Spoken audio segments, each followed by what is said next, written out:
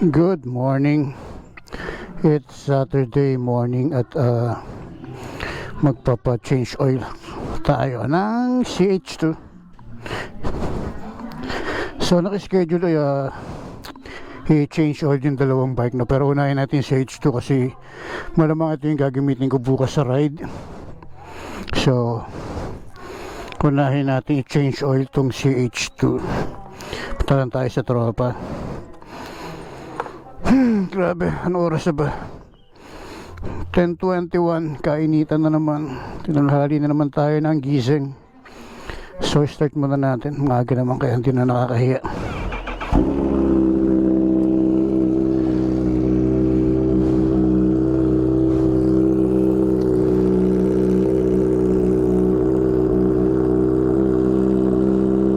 Songs lang tayo. Hindi ko alam yung pupuntahan ko. Hindi ko alam yung address yung pupuntahan ko, pero alam kong puntahan. Hindi lang makakapasok tayo sa guard ng ano. Makakapasok tayo sa subdivision nila. Bakit mo pinatay?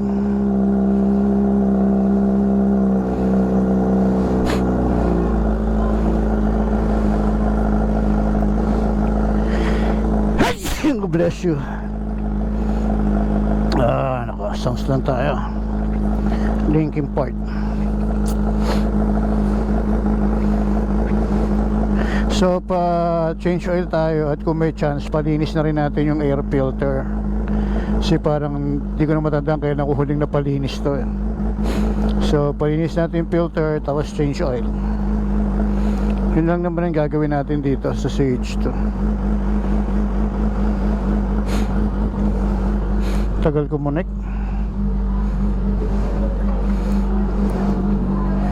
Yan.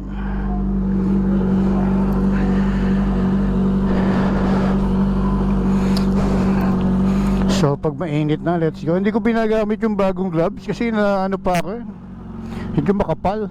Pero dapat ginagamit ko na yun. Masiyang ko itong isa, gamitin ko nga itong pula.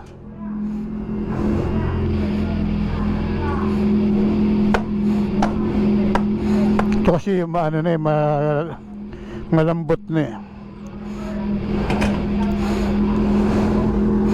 So ito na lang gamitin natin. Ito eh, butas to eh. Yun o. Di ba? Pwede pa yan.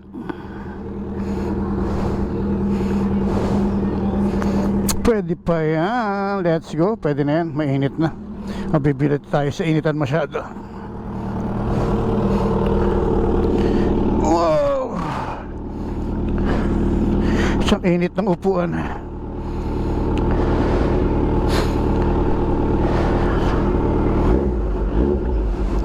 Let's go, so go. Talang tayo ng Lancaster para magpa change oil. Let's go. So tomorrow yung ating breakfast ride, Sunday breakfast ride. Actually celebration din nung advance celebration ng birthday ni Peach Moto. Tsaka first official ride ng CRCC. And then yun nga yung ating charity ride sa March 30. Kaya kasama natin dyan ng grupong Wagas Lady Rider.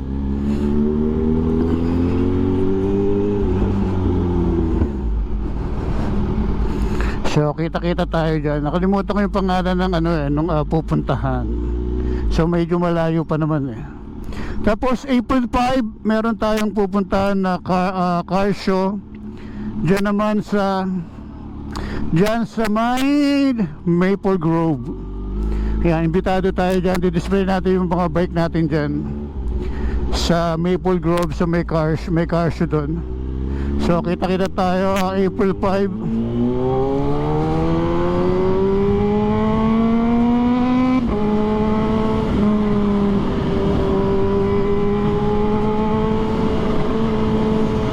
Let's go.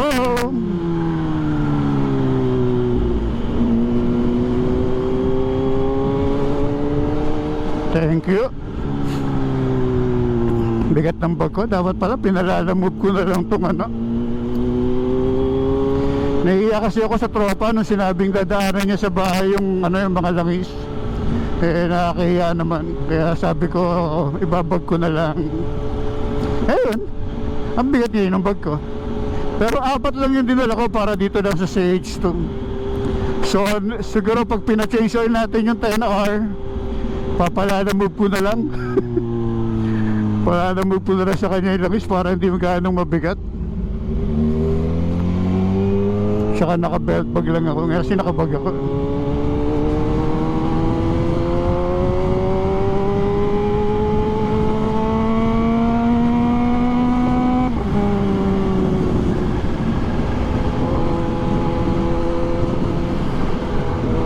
Let's go!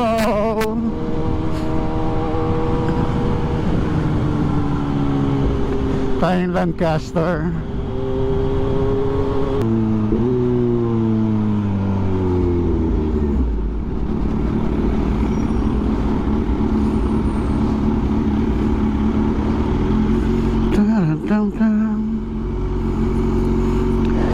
Pwede tayong sounds mamaya pag may chance. Ayoko ng Linkin Park.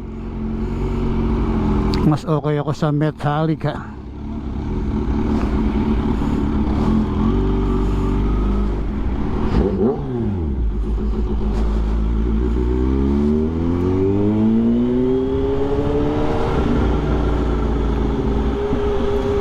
Shoutout kay ma'am. Shortcut pala ako dadaan.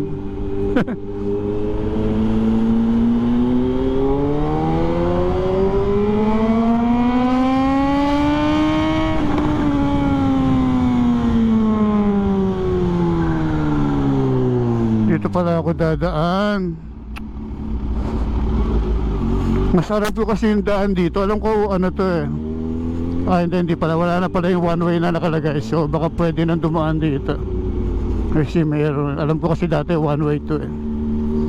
Pero dahil may sasakyan sa harapan natin, gulan tayo. Ang ano mula kasi rito, pangit kasi ng daan dito. Lubak-lubak. Pero mas mabilis kasi pag dito ka dumaan kaysa umikot ka. Mas okay dumaan dito. Tsaka yan, dilim.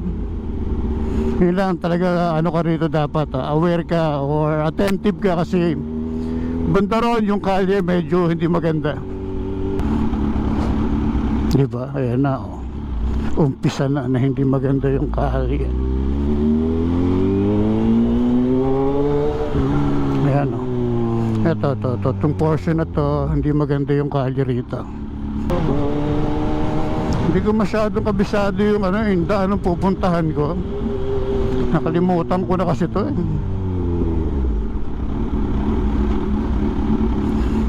So sana tama yung dinadaanan ko. Hindi, ito alam ko to. Solado ko pa to. Sarap magpalipad ng drone dito sa paano na to, sa area na to.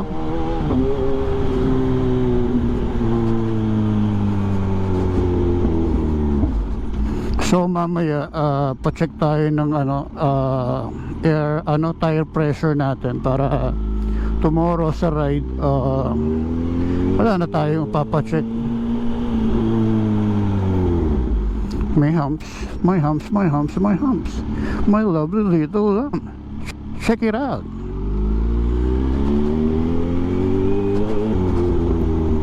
Ano nga ba tong lugar na to?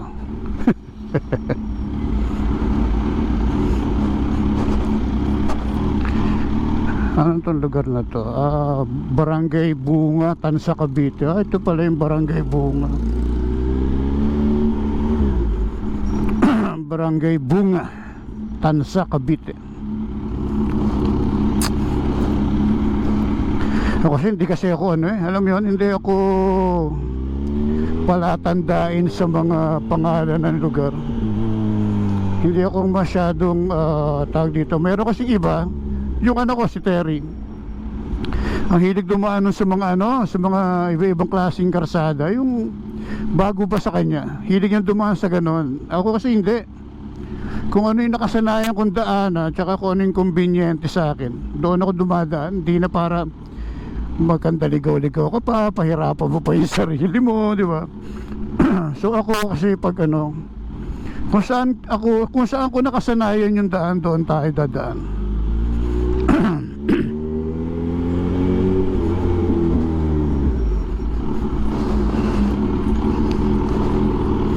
So ito, medyo natatandaan ko na itong daan na to. Meron tayong dadaanan dito na tulay.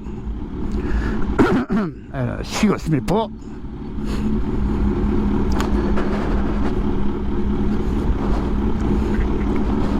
Excuse me po.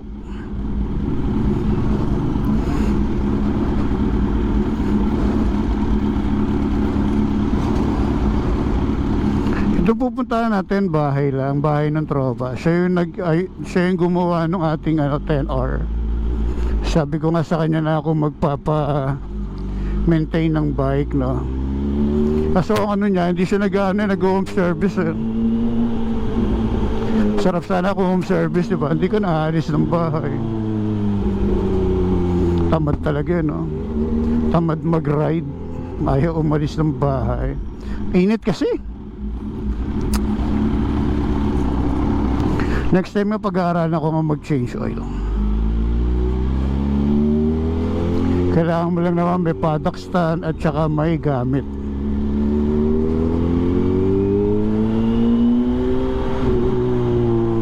Pag may gamit ka, madali na eh. Madali na pag-aralan, madali na matutunan.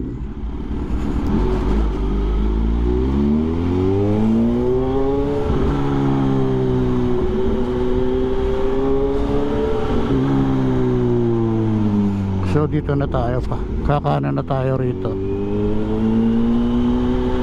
Naku, haba ng pila papasok sa loob. Mahigpit. Naku, nag-check sila.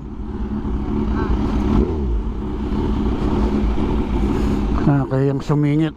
So pila tayo. Kayang sumingit para sa ano. Pila na lang tayo. Thank you po kuya. Hindi ka naman pinayagan.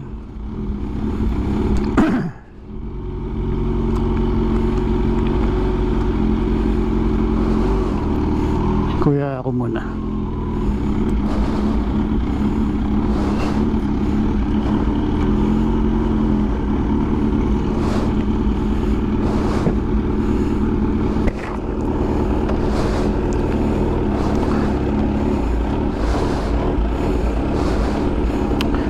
Kuya, good morning.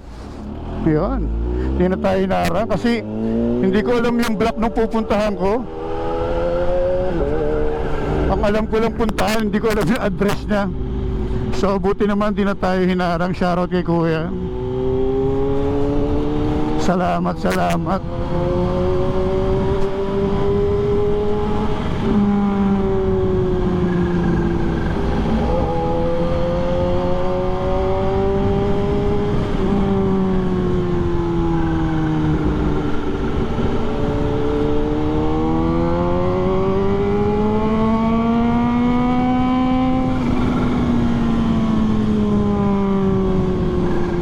Ano ba yun? Nasaan na yung pupuntahan ko? Ang palatandaan ko daw may circle. Tapos pag narating may circle, pasok ka na doon. Ito. Tama, ito. Tama nga ba? Oh, may tama ka. Dito na yan, dito. Yan. Parang ito yung tropa. Ito naka Fortuner. Oh, siya nga to, itong tropa na to. Oo, siya nga. Pogi nasa loob eh. Siya nga ba? Oo, siya nga. Oo, sabi ko na siya. Sakto, sabay lang.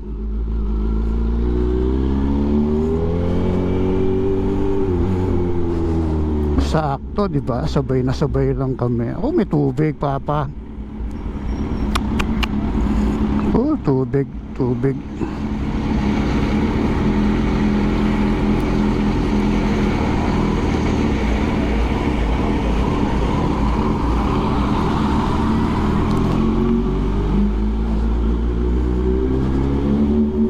So Saan ba bahay nila? Ito to. So andito na tayo sa kanilang bahay, no? Oh. Hello. Panik na natin. Uy, ganda ng aso.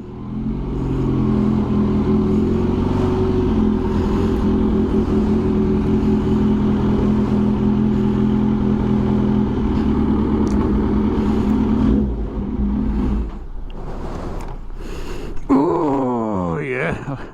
Sakto, buti walang gawas, tropa. Ay, sarap.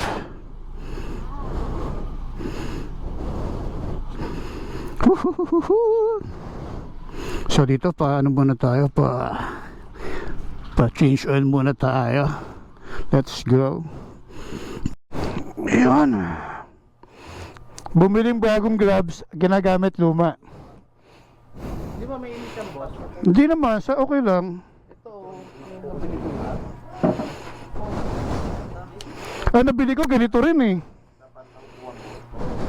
Try mo to, dapat ang buwan mo.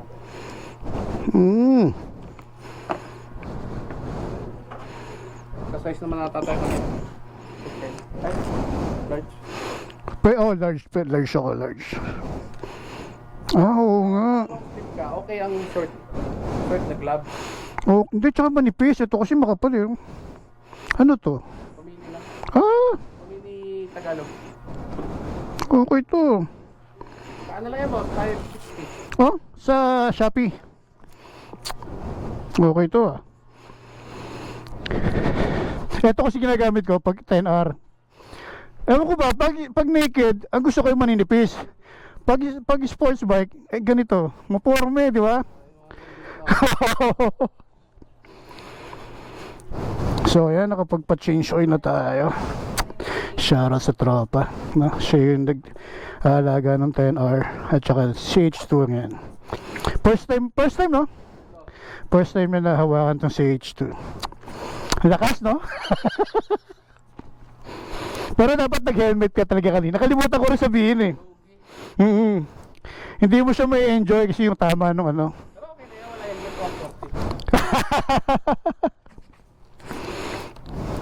140. So shoutout tropa. Ayan.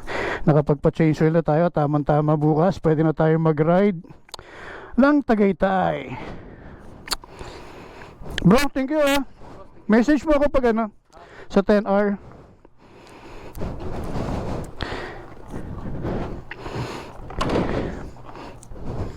Iyon no.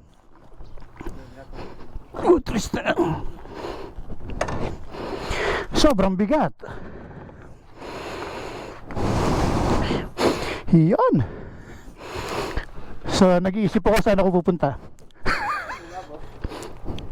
Kung mag-Starbucks ako o ano.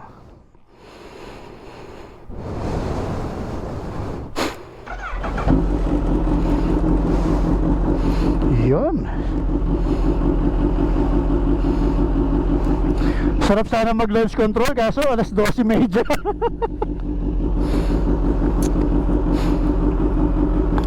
Boss, thank you ah. Bro, next week ka na kaya? Next week yan, no? Yung 10R next week. Oo, boss. Okay. Message mo kapag nandiyan na. Bye bye. Thank you po.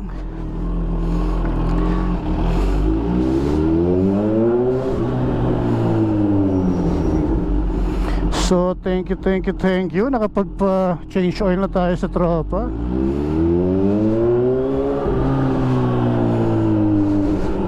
So ngayon ang tanong, saan tayo pupunta? Pupunta ba tayo sa Maple Grove? Mag-Starbucks ba tayo? O magko-coffee project tayo? Saan tayo dadaan? 12:30, kainitan. Actually hindi ko pa natututunan itong daan na to eh. So tingnan natin kung saan tayo dadaan dito. Hindi, nakadaan na pala ako rito. Dito na tayo. Mag-Anyana na tayo. Isang ikot lang. Sira ulo ka talaga, Kapepe. Ang sarap. Sorry po. Sensya na po, abnormal lang.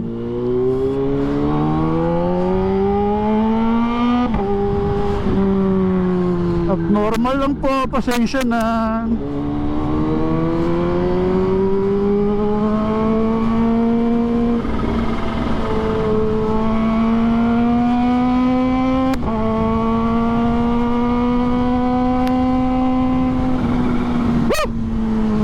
Sarap.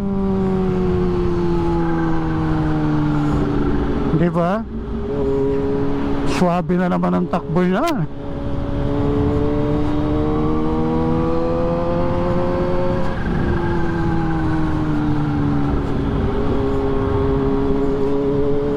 So, yun, thank you sa tropa. Nakapagpa-change oil na tayo. So, inaantay na lang natin yung tank cover nung 10R. Tapos sabay na rin natin yung change oil nung 10R. Actually naka-schedule naman talaga yan, naka-schedule talaga yan yung nawala na naman ako. Naka-schedule yung change oil nung 10R tsaka nitong CH2. So hirap ng dalawang bike, no? Sabay palit gulong, sabay palit ng change oil, kaya magastos. Pero masaya ka dyan eh.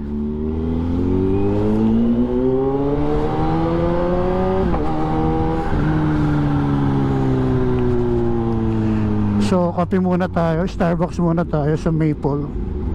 Tapos pag hindi umulan, pa bike wash tayo. So post ko lang yun, no? Lagay natin sa video yung link nung shop ng tropa, no? Siya yung nagme-maintain itong CH2 at saka 10R. So yan, maraming salamat. Yan, nakilala natin si boss, no, kay brother Ian. Kalimutan ko yung pangalan ng rent a bike ni brother Ian. So yung kung kailangan nyo ng big bike rental, ay ano natin sa isama ko rin yung page ng tropa para kung naghahanap kayo ng marerentahan na bike, alam niya kung saan kayo magre-rent at saka saan tiwala mag-rent ng big bike.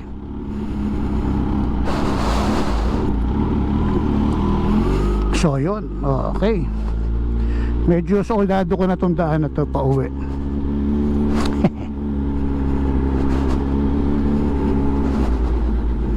So sana dumating na yung tank cover. Kasi yun talaga ang 10R ang gusto kong gamitin sa ride bukas. Kaso ang problema nga, 19 pa ata dating nung tank cover na in-order natin, no? Manggagaling pa atang Afghanistan yung hindi, joke lang.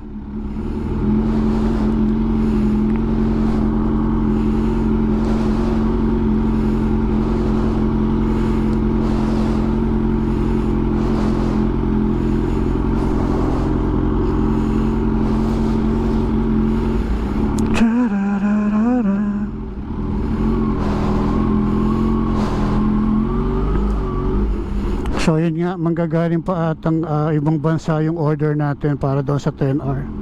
Kaya 13, parang pagitan 13 to 19 eh.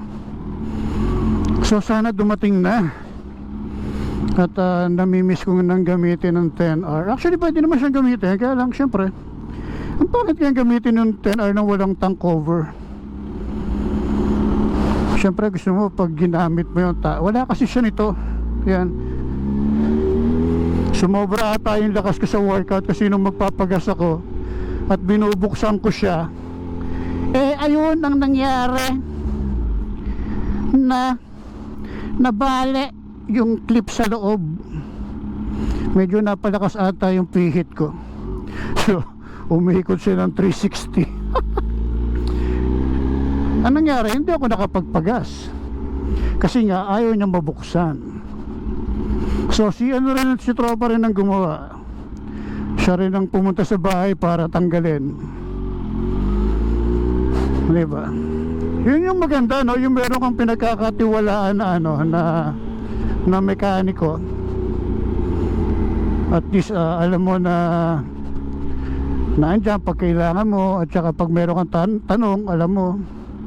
Number one yung especially sa big bike, dapat siguro kahit naman sa small displacement, no, importante yung pinagkakatiwalaan mo yung gumagawa o yung humahawak ng motor mo, kasi syempre buhay yung buhay yung sumasakay dyan, di ba? Kaya dapat talaga kilala mo at pinagkakatiwala mo. Si brother kasi ilang tropa na rin yung naghanap sa akin ng mekaniko ng big bike. Siya yung nare-recommend ako. Tsaka yung isang tropa ata, yung pinsan ni Ronel, na alam ko naputulan ng kadena eh. Pwede akong dumaan dito, kaso sa dulo rough road eh. Dito na lang. Ikot na lang tayo. Kaya yung naputulan ng kadena sa may sa may daang hari.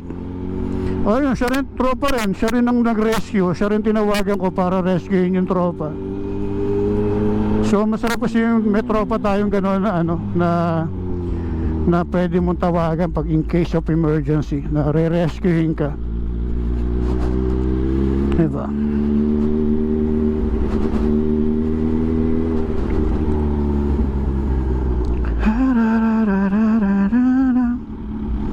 So ano ba, Starbucks ka ba o magko-coffee project ka na lang?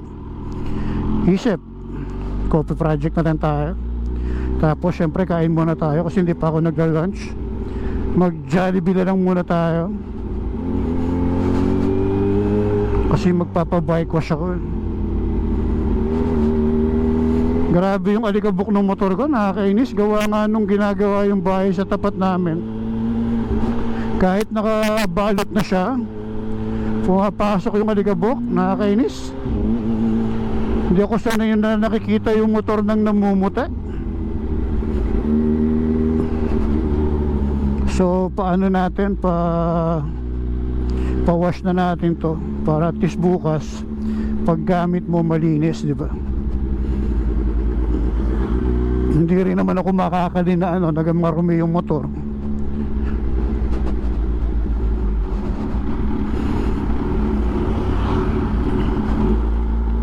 So gusto ko lang ulit mag-thank you kay Boss Mel.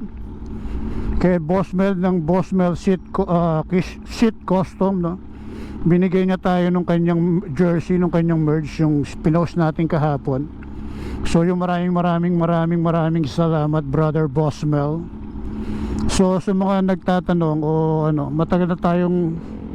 matagal na nating kaibigan si Boss Mel, no? Kaya tayo naman wala tayong pinipiling susuportahan.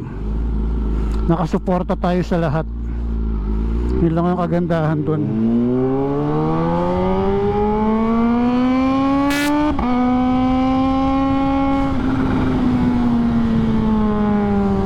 O diba, nakabakbak din kahit kapiraso. Tapos ito, bahay na. Saya, diba? Kapraso lang yung binakbak. Tapos ito nandito ka na sa bahay nyo. Ang saya-saya. Kain muna tayo ng Jollibee, nagugutom na ako.